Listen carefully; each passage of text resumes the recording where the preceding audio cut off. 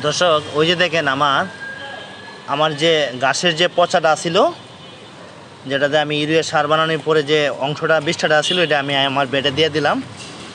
এখন বলেন এই পচাটা কি কিছু কাজে লাগবে না? কারণ এখানে তো ঘাসের পচা, এই পচনশীলেই জমি উর্বরতা বাড়ে। হ্যাঁ, আমি এটার রসটা নিয়ে আমি জমিতে ইউজ করলাম। এখন আমি গাছের গোড়ায় দিয়ে দিলাম। এই যে আমার পেঁপে গাছ, দেখেন পেঁপে গাছটার গোড়ায় খাবার কম ছিল দেখে পেঁপেগুলো লাল লাল। যেসব পেঁপে আপনার খাবারে ভরপুর থাকবে, হ্যাঁ, তখন পেঁপে এরকম সবুজ থাকবে। যদি পেঁপে লাল হয়ে যায়, দুর্বল হলুদ টাইপের হয়, তাহলে মনে হবে গাছে খাবার নাই। তখন কিন্তু আপনাকে পরিপূর্ণ খাবার দিতে হবে, A to Z সব সার জাতীয় খাবার দিতে হবে। তাই আমি ন্যাচারাল করতেছি, তো আমার যতটুকুই হয় এতে আমি খুশি। আমি চাইতেছি না যে কেমিক্যালে যাইতে আর কি, এই বিষয়।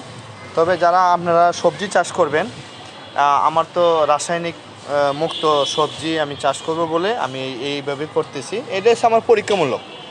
আমি যখন বড় প্রজেক্ট করব, আমার এই ছোট্ট জ্ঞানটা পরবর্তীতে কাজে লাগবে। এই সে বিষয়। দর্শক, আপনারা এইগুলা একটু মাথায় রাখবেন। হ্যাঁ, তবে কৃষি যত্ন করবেন, কোনোভাবে যেন পোকামাকড়, আসলে কৃষিতে কথা বলতে পারে না, আপনাকে ফলো করতে হবে, দেখতে হবে। কোথাও কোনো সমস্যা হলে আপনি এটা সরাই দেবেন। এই যে আমি এই খাবারটা দিছি, এখন পানি দিয়ে দেব।